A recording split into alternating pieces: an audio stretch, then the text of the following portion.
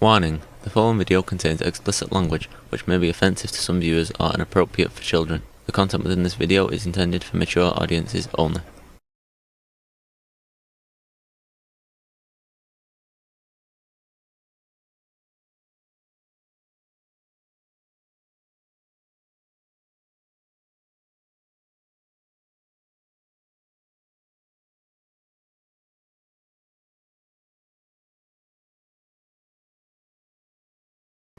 Hello and welcome to this video.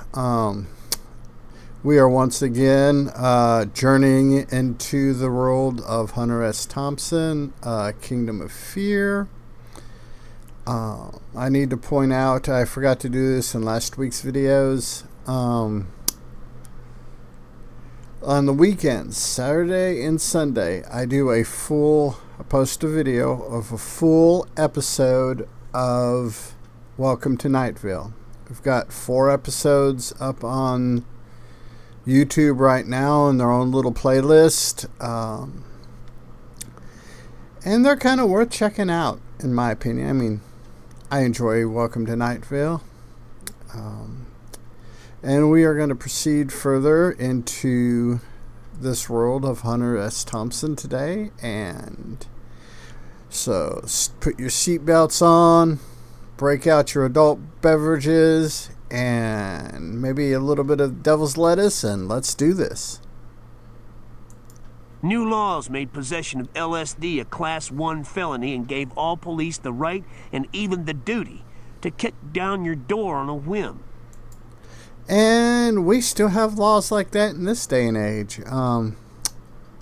That and civil forfeiture laws, those are even fun in a bad way, unless you're a cop. I looked around me one night at a birthday party in Berkeley and saw that we were all committing a felony crime just by being there. Yesterday, that's how you keep your prisons full. You make more laws, put more people in prison. You keep the undesirables off the street.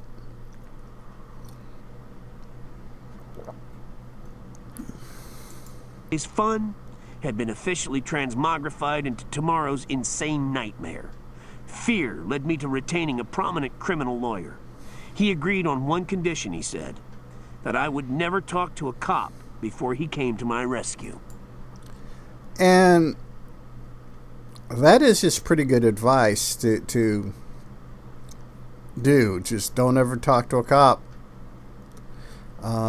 Because even if you just going up to say hi, you can be, hi, how you doing? You're doing a great job or whatever. You could, 10 minutes later, you can be cuffed in the back of a squad car. What marijuana? Indeed, some of my best friends are lawyers. I have other good friends who are law enforcement professionals, but not many. Same here. I do have some friends that retired law enforcement. Technically, being a correctional officer is law enforcement adjacent. In some states, they're certified peace officers, but not in Texas, because God forbid we, make them a certified peace officer and have to pay them for the dangers they see day in and day out. It is not wise in my business to count too many cops among your good friends. No more than it is wise to be constantly in the company of lawyers. And that I agree. The lawyers, they're just as bad as cops. But they cost you more money than cops. The cops are the reason why you need lawyers, and lawyers are the reason why you need money. Unless, of course, you are about to be put on trial in a criminal court. And even then, you want to be very careful. Your life or your freedom, and certainly your sacred fortune, will certainly depend on your choice of a criminal lawyer. And if you make the wrong choice, you will suffer.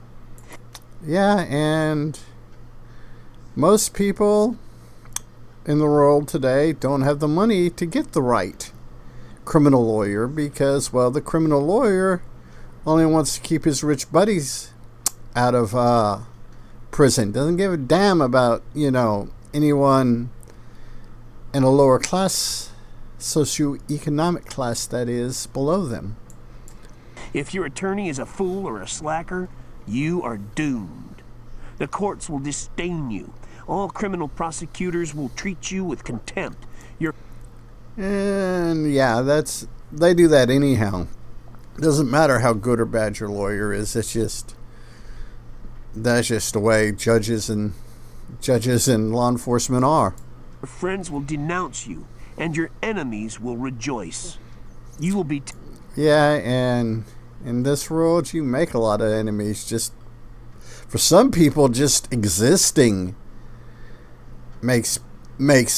gives them a ton of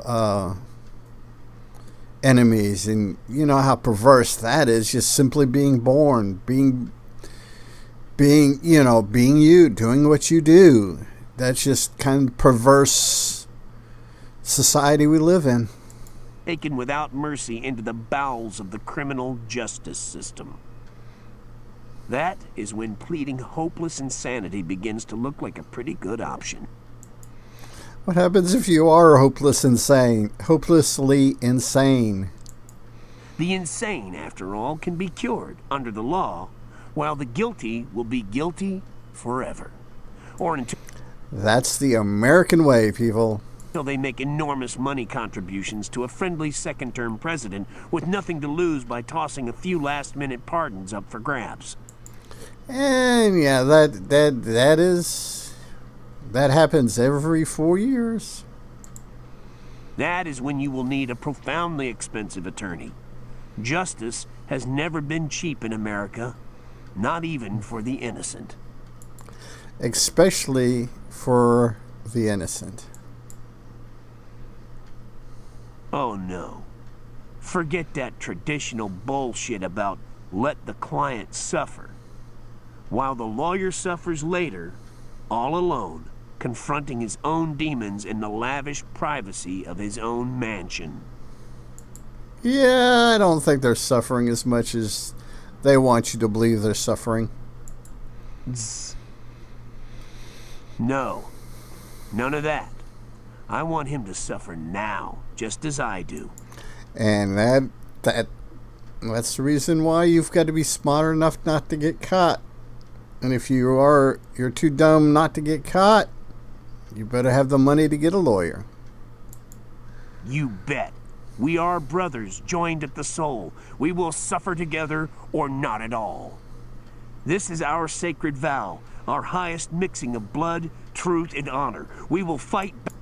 Yeah, you could tell that Thompson kind of had a negative opinion, to put it mildly, of the American judicial system. And you can't really blame him. There's a lot of people in this country that, like I said earlier, just simply existing, being born, has already made you guilty.